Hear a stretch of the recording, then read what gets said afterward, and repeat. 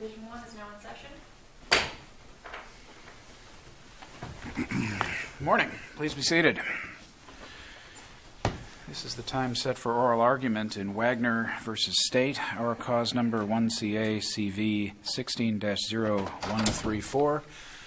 Counsel, as you're probably aware, we have thoroughly reviewed the briefs and record in this case and conferenced the case before coming to oral argument this morning, so please bear that in mind as you begin your presentations. We will be audio and video recorded today, and those recordings will be made online for public enjoyment in the next few days. Each side has 20 minutes for oral argument. The appellant, you may reserve as much time as you wish for rebuttal, but you're responsible for watching your own clock. And with that, you may begin. Thank you. Mr. Court, Counsel, my name is Mac Jones, and I represent plaintiff appellant Patricia Wagner in connection with a personal injury lawsuit brought against the state of Arizona arising out of a fall occurring at the Iman complex of the Arizona State Prison down in Florence. She was then employed as a clinical social worker with Wexford Health Services, who had the contract with the state of Arizona to provide all inmate health care for the state of Arizona at its various prisons and other custodial facilities. The issue presented in this case is whether summary judgment was properly granted to the defendant, state of Arizona, because appellant is considered to be a statutory employee of the state of Arizona as defined by ARS 23902B as a matter of law. The simple answer to that is there are disputed questions of fact. The state of Arizona in 2011, through the legislature, privatized the delivery of inmate health care, essentially taking it out of the business of delivering health care. Admittedly, it has a responsibility under the United States Constitution to provide minimal degrees of inmate health care that it cannot delegate away, but it certainly can hire a contractor to provide that service, which is what it did. Second, probably the contract, which I'm sure everybody's... Is hiring a contract the same as privatizing? I mean, the state might hire a contractor to build a road, but it's still very much the state's project. That's true. So it's not a complete abdication. And I don't think you went quite that far, but when we say privatized... Outsourced, perhaps, is a better word. Sure, but I think isn't abdication kind of an essential element to your theory? I don't think so. It's who is actually delivering the work. You know, a lot of things are done through contractors. I mean, I'm kind of jumping ahead, but the state and most businesses make decisions all the time whether they want to do things through employees or through contractors. A grocery store, for example, may hire a janitorial company to clean its floors at night. The Supreme Court may have outsourced security, okay? All of those things are done, and it's the business making the decision to do that. What one looks at here in terms of this particular case is whether or not it's clear as a matter of law that this person is a statutory employee.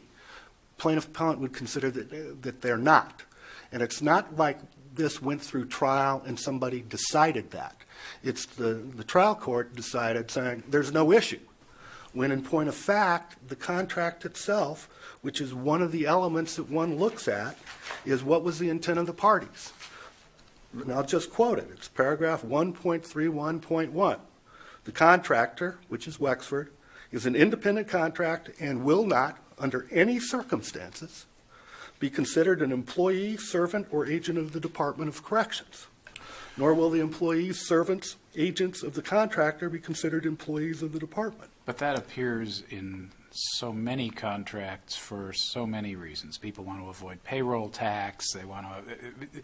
We typically ignore those sort of self-serving recitals, don't we? Well, except it's not self-serving here. They're trying to contradict that self-serving recital, saying even though we say that, that's not true. What you have is the executive saying, this is what we said in the contract, but it's not true. We here want to use it as we want to come in and use the contract, not as protection, because we're being sued and saying, for example, hey, my client committed malpractice in the prison because she didn't see patients appropriately or gave them the wrong kinds of drugs, and the state's going, well, she was an independent contractor. We may be on the hook for the Eighth Amendment, but we may not necessarily be on the hook for everything that we would be on the hook for an employee for. What they're doing here is they're using it, in essence, to say, even though we say she's not an employee, she is an employee, because it's to our advantage to say that. Isn't it a different scenario, though, when someone applies for and receives workers' comp? You've made that election, and that seems to be different than I'm just choosing to sue someone who may have contributed to my injury. That underlies the argument. It's unspoken, but it underlies both the decision of the trial court and the state's argument, which is that it's somehow unfair that a person both collects comp and is also bringing a third-party action against the purported remote employer, that it's unfair. Well, it sounds like double dipping. I'll give you, it sounds like that. There are two things that come about from that, though, which is, first, the direct employer, Wexford, has a workers' compensation lien for what they have paid out. So the plaintiff is not double dipping. Second, the statutory framework that's been set up here in Arizona, both through the statutes 902A, B, and C, and the case law, specifically Young versus Environmental Air Products, says we want to favor two things, which is, one, we want to liberally find when a person is entitled to workers' compensation. Second, we want to allow the worker, when appropriate, to bring a case, a personal injury action, when they're not precluded by virtue of the workers' compensation thing. Ultimately, the whole purpose of the act, or at least that portion of the act, is to protect the worker, not to protect the remote employer. But the act wasn't necessary to, the worker could already go pursue a claim against a third party who's not an employer. So the Right. purpose of the act was to make sure we're going to liberally construe it to say you're entitled to this option of you can elect workers' compensation rather than suing your employer. And the practicality of it is that you typically make the election to take comp if you do not de-elect it when you first get hired under the way it works. But in essence, so normally here, if she was a state of Arizona employee, you go back 5 years. Let's say we go back to 2010, before health care has been contracted out. She would be an employee of the state of Arizona. She would collect her workers' She would comp. collect her workers' comp, and she wouldn't have a right of action against the state of Arizona or against any co-employee. You take away the language in the contract. Do you have any basis for saying ADC is not exercising control? It seems to me they're reserving the right to say you can't do certain things. It looks like they're controlling pretty significantly the actions of the subcontractor. I find the cases confusing, candidly, because a lot of the cases are so-and-so versus industrial commission, and they're going through these factors on the basis of the individual. And there are other cases that go through it through the contractor. One of the ways that I think the appropriate analysis is really you have to first look at B as the last place you get to. First you look at A, which is if you fit within A, you're an employee. If you fit within C, you're an independent contractor. You only get to B if an in-between status. The case by Justice Cameron some years ago basically said the test for B and C is the same. Well, let me ask you this. You say your client was a licensed clinical social worker. Right. To my ear, that sounds an awful lot like professional staff. Is there an argument that she was not professional staff? I don't know that. I don't know that anybody's made that argument one way or the other in the Okay, case. because when you look at the contract with Wexford, the state had to be consulted before any hiring or firing decision could be made with regard to professional staff. That sounds different to me than a remote independent contractor relationship. The record was not fully developed on that. I mean, what we ended Well, but up with. the contractual terms are right before Right. us. You know, you have to consult with ADC before discharging, removing, or failing to renew the contracts of professional staff. And it seems that a clinical social worker is a licensed professional who is on staff. She's certainly a licensed social worker, and she's fulfilling a professional responsibility in performing those duties. I would And not doesn't the disagree with contract that. specifically also provide that ADC has the final say? They can order that certain types of treatment not be provided? The contract says what the contract says. I mean, we never got into So the that suggests a particulars. pretty significant level of control over. Right. But we get into the extent of control. And that's sometimes, I mean, if you go through the factors.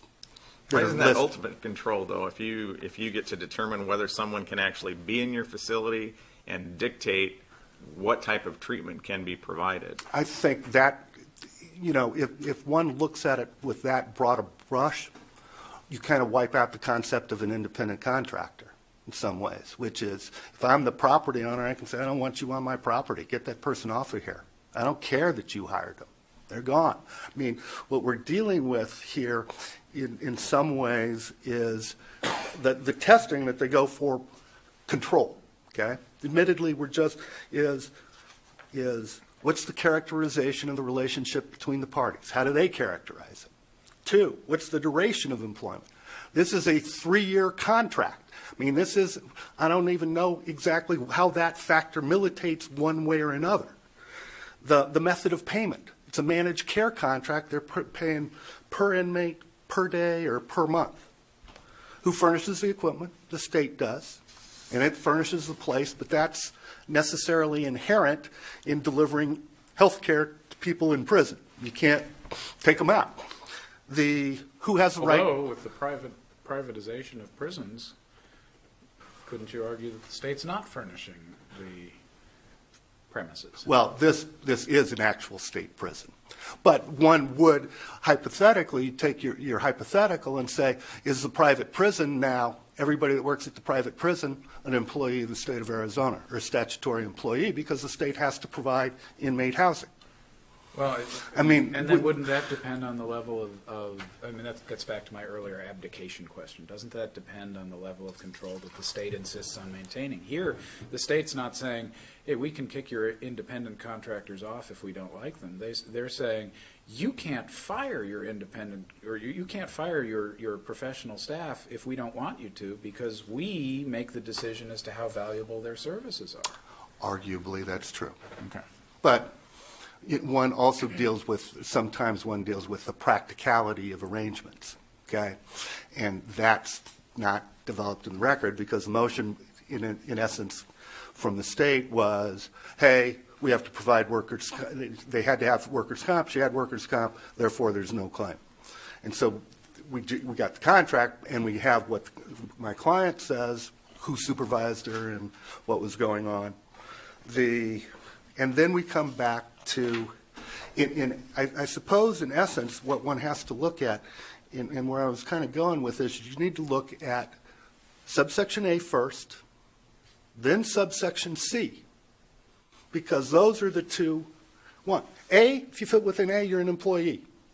If you fit within section C, you're a contractor. In Section C, which because we ended up talking a lot about B, but Section C says a person engaged in work for a business and who, while so engaged, is independent of that business in the execution of the work. Okay, that's clause 1, which would be the person providing professional services is presumably engaged in it independently because you can't control how they exercise that function. And not subject to the rule or control of the business for which the work is done. But we do control. We're suggesting that ADC does control. Don't. If think that's ADC disagrees with a type of process that the social worker thinks would be optimal, they have that right under the contract. I think ADC or a trier of fact, considering all the facts, could make that conclusion. It's not like the plaintiff cross-move for summary judgment saying it's clear as a matter of law that we're an independent contractor. But why? Why would it be up to a trier of fact if what we're looking at is the contract, not whether ADC actually did it, but whether it had the right to do it? And isn't that just based on the contract? I don't think so. I think it gets back to the practical realities. I mean, what we're doing is sitting there doing exactly what one of the old, it's the case of Anton, where the parties say, hey, you're an independent contractor. Because we've said you're an independent contractor, you're an independent contractor. No, but we're looking at the right to control. And if the contract says, if the contract says ADC has the right to control who gets hired, who gets fired, how the services are performed, then whether it actually exercises that right isn't really essential to determination of whether the person is deemed an independent contractor for purposes or a statutory employee for purposes of statute. I would disagree with that to the following extent, that one can write whatever one wants in a contract, but that doesn't mean that that's necessarily the way it works. So what we don't know is my client testified, hey, the only people I ever dealt with in terms of my supervision were other Wexford people. I never dealt with anybody from the state of Arizona. I just went to work. But you don't know who they were dealing with. Right, I don't. I mean, the Wexford supervisors could have been reporting to... They certainly had reporting requirements under the contract that were extensive. Right. But we get into the practicality of exactly the nature of the relationship. And I do come back to, in essence, you're saying the contract language doesn't make any difference. Except this language is important, and this language is not important. I think both sides need to take the position that some language matters and some language doesn't. Right? Oh, I think all language matters. I embrace that philosophically, but I think your argument depends on ignoring part of the contract, and your opponent's argument depends on ignoring part of the contract. I'll reserve my remaining time for rebuttal. Thank you, Very judges. well.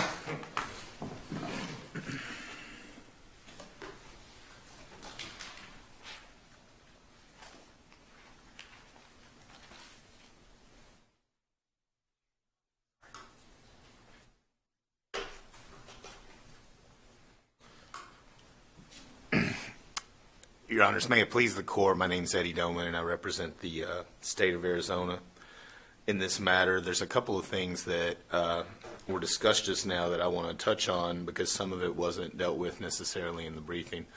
They brought up the idea of a workers' compensation lien.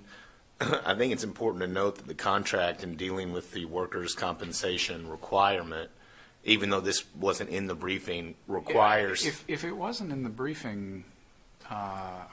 let's not stray too far from what's properly before us. Okay. And I don't think atmospheric concerns about double dipping are in play in our decision making process. Okay, it was just discussed briefly, so I was going to touch on it, but that's fine.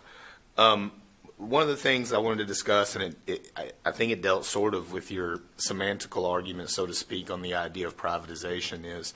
When you go back and look at the legislation in 2011 that was passed, it does state that, we were going to bring in someone else to do the health care, but it did not say in any way that the state's duty to provide health care could suddenly be delegated to where the state wouldn't still be responsible for it.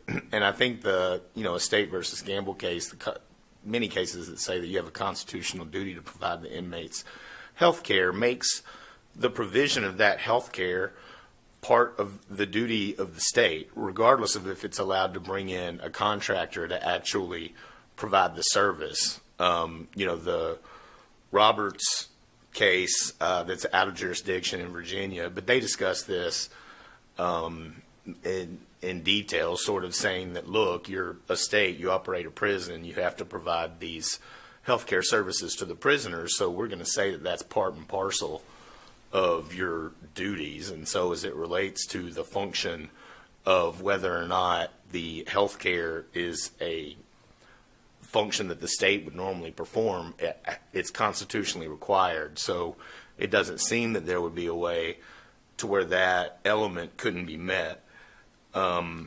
I know you've reviewed the contract in detail. Is that enough if there's zero supervision? Can't really think of a scenario under which ADC would not exercise some degree of supervision. But if it's simply, this is part of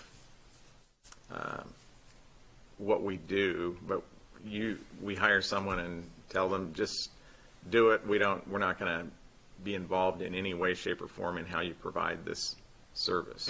Right. Well, as it relates to the hypothetical, I think that, yes, an argument could even be made that, okay, so in the Harrelson versus Dupnick case, the court basically said that the provision of the health care by a contracted entity is a non-delegable duty.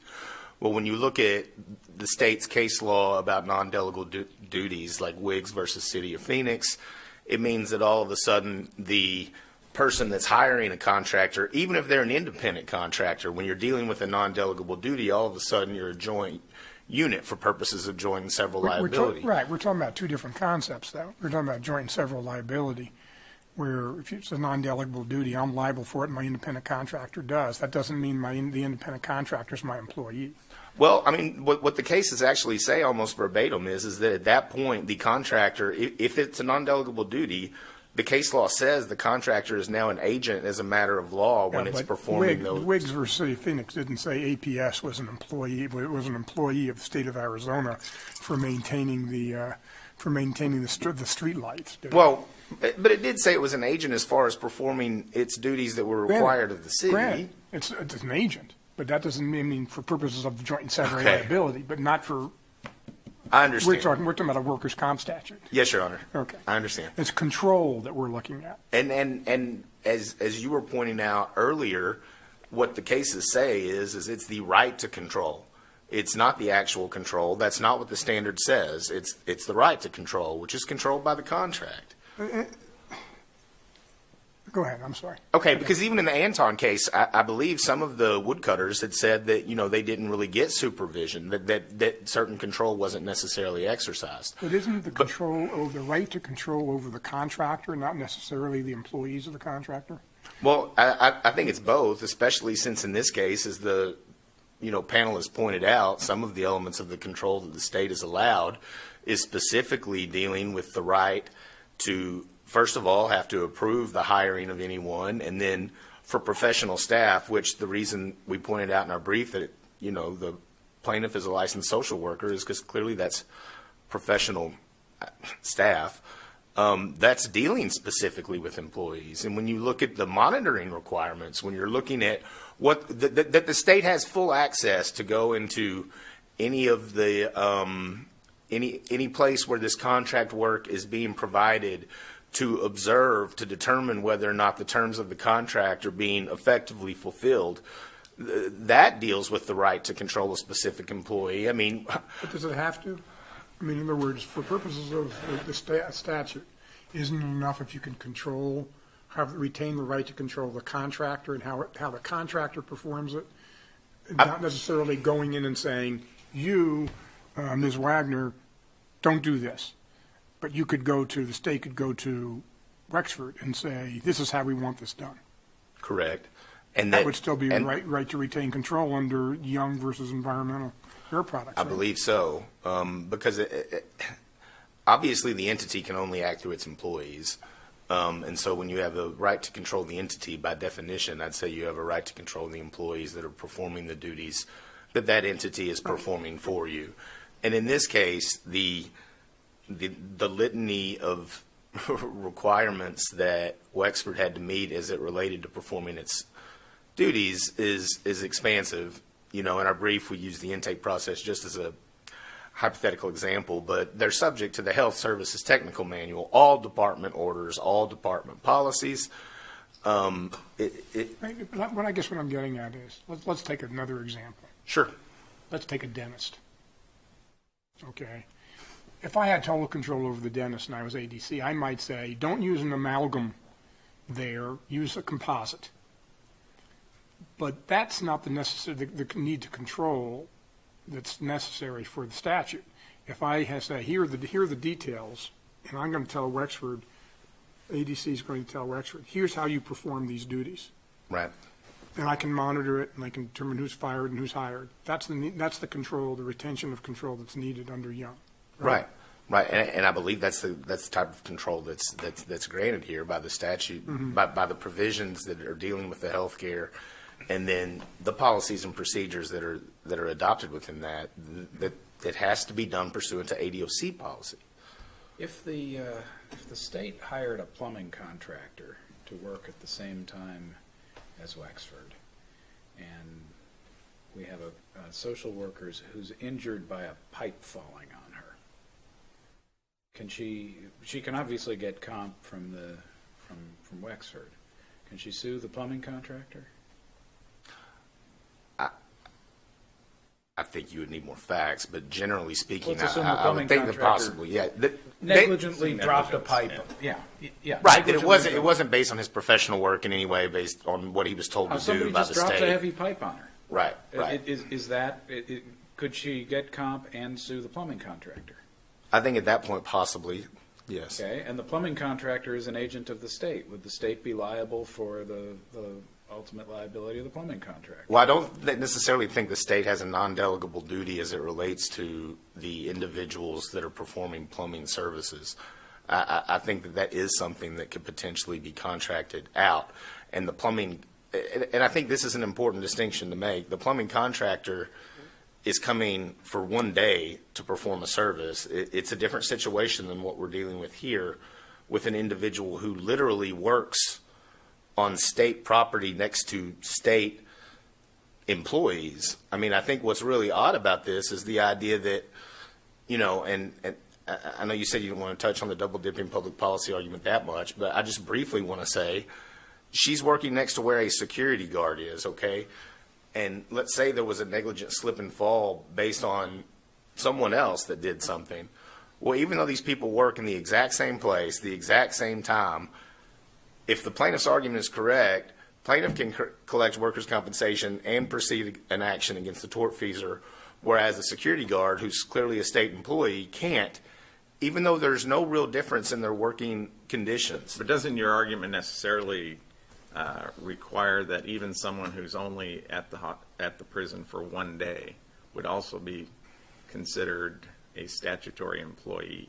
They're not housed there, but they're coming in under this contract that ADC has the right to control. I mean, if they're a Wexford employee, then I would agree. But I think when you're dealing with the plumbing contractor, it's a different situation. Right, but it has nothing to do with this person is on site all the time. It's simply that they're an employee of Wexford. Correct. And ADC has the right to exercise control over Wexford and therefore over Wexford's employees. That's correct, Your Honor. Yes, I would agree with that.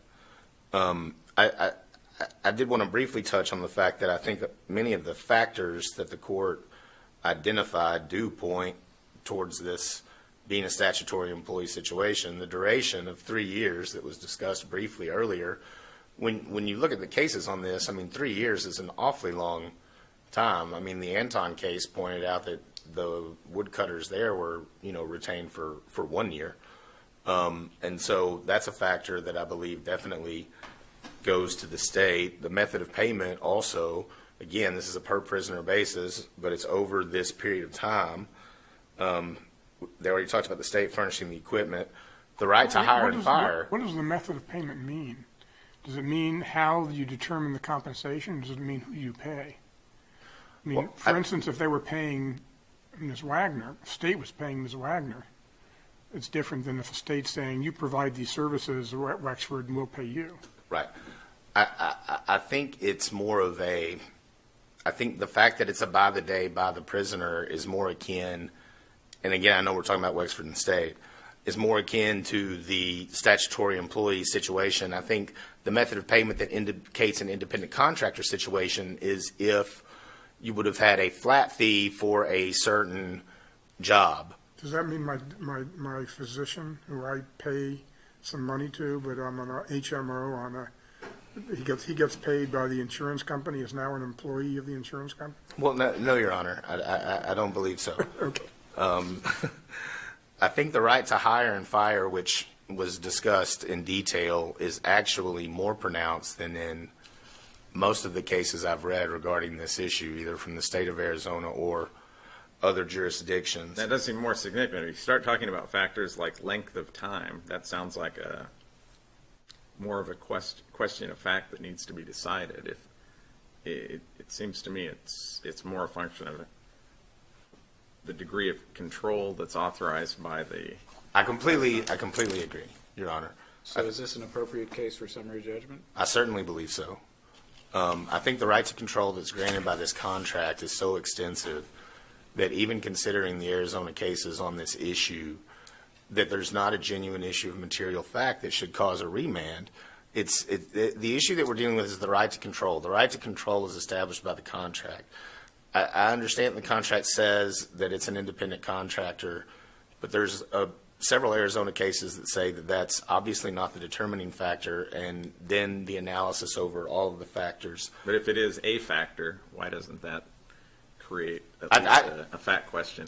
I think it is a factor, but then I still think what you're dealing with is an issue of law for the court to decide. Because what the contract says, as we've heard several times today, and the analysis of how those terms interact with each other isn't a jury question. I mean, that's an issue for the court to decide, which is what the court did here. Well, it's sort of interesting, because again, back to Judge Swan's comment, both of you were ignoring certain language or downplaying certain language of the contract. Does that create, I mean, you're saying, well, just ignore this idea that we called them, that she would not be an employee. And he's ignoring the right to control. Not ignoring, but let's say downplaying. Okay. And ignoring is probably a strong term, but downplaying the importance of it. Does that create a fact issue for the jury to determine? I don't believe so, Your Honor. I think it creates a law issue for the court to decide. And as my opponent stated, I was going to say the same thing. I wouldn't say that the court should ignore it. It's certainly there. It's certainly one of the things that needs to be considered. But there seems to be a difference when you're talking about the parties putting a label on something or just reaching a legal conclusion as to what something is or is not, as opposed to the parties defining how ADC can control, or the level of control that it has over over Wexler and Wexler's employees. So I see those as being very different. It's different language. This is just language where the parties are essentially drawing a legal conclusion, which is different than the other language.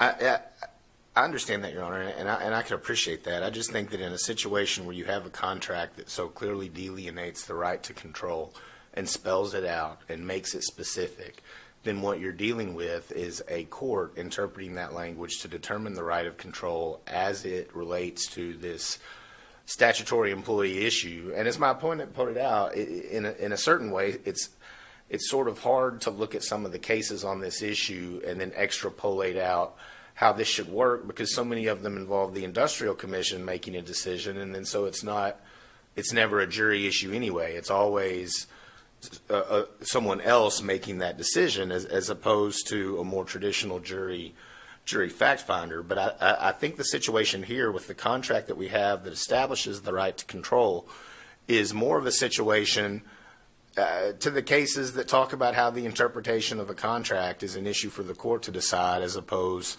to a factual issue for the jury. You're saying, if I understand your argument, make sure I'm not putting words in your mouth that you're not saying, okay, is that while there's some tension between the terms of the contract, it's a question of law to determine whether the right to retain, the retention of control trumps the designation as independent contractor. Yes, I think if the standard said, if the standard that we were dealing with and the standard in the statute said the amount of control exercised, then the argument that's being made by the appellant becomes much stronger. But that is not what the cases say. And it's not what the statute says. It's the right to control, which I would contend in this case is controlled by the contract. And one other thing I wanted to mention just briefly, when you're dealing with these factors, and the Anton case has been discussed several times, I think the idea that the state is responsible for the health care of these inmates and it's constitutionally required is an important factor. And the Anton case actually makes that clear. It said if the claimant's work is an integral part of the employer's regular business, the relative nature of the claimant's work bears heavily on the question of whether they're an employee or an independent contractor. And when you're looking at the duties that you have with the prison, it's to house the prisoners, to feed the prisoners, and to provide them adequate medical care. I mean, those are basically the three primary functions that are being done there, and what are basically required when you're going to confine someone. And so, considering the state has this obligation on top of the state clearly setting forth several elements to give it the right to supervise and control the manner or the method in which those duties are being set forth, I think is just enough to make clear that summary judgment was appropriate.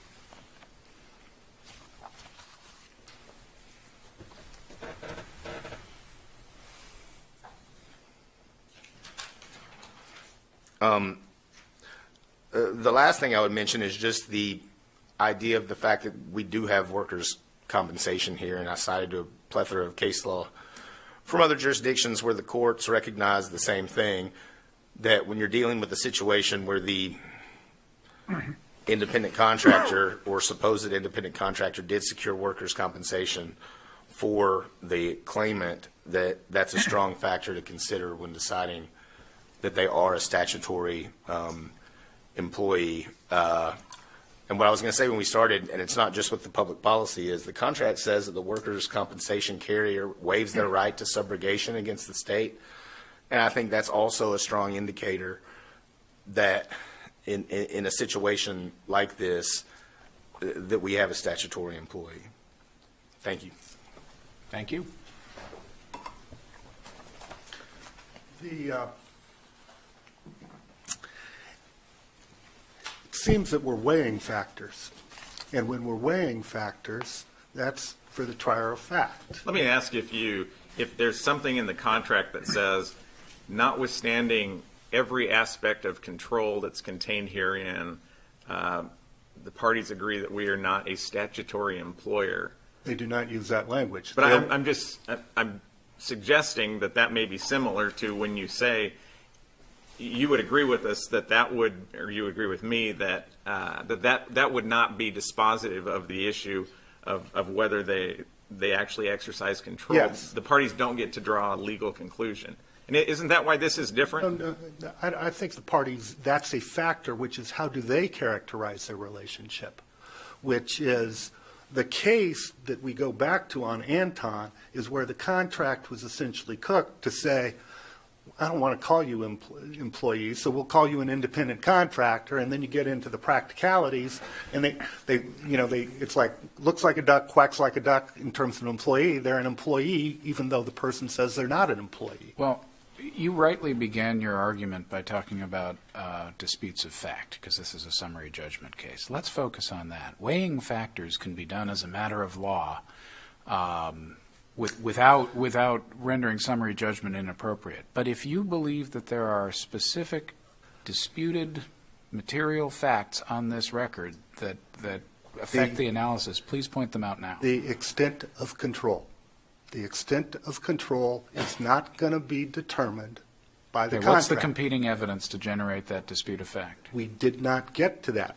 They filed it on the basis of we provided workers' compensation, there's no claim, and this is the government, and therefore you don't have a third-party claim. I mean, it. Did you submit any evidence to generate a dispute of material fact on any issue? Yes, in terms of the quoting the contract. Okay, so And my client's testimony as to who supervised her, who interacted with her, et cetera. The thing I would come back to, which is cited in the brief in terms of that relationship, what I would come back to there is, in terms of this, is we're so lost in this being used as a sword here rather than a shield to protect themselves. They're using it proactively to say, you can't sue us. If you sat there and said, if Wexford was a human being, Wexford is a statutory employee of the state of Arizona.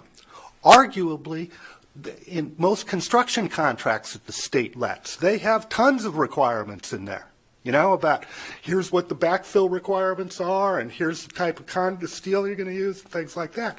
Arguably, at a certain point, you get rid of the whole concept of an independent contractor who is doing a function, not the entire job. which brings us to the end of our time. Thank you. Thank you. Thank you both for your arguments. The matter is now under advisement. We will issue a written decision in due course, and we will stand in recess to allow our next case to set up. Thank you.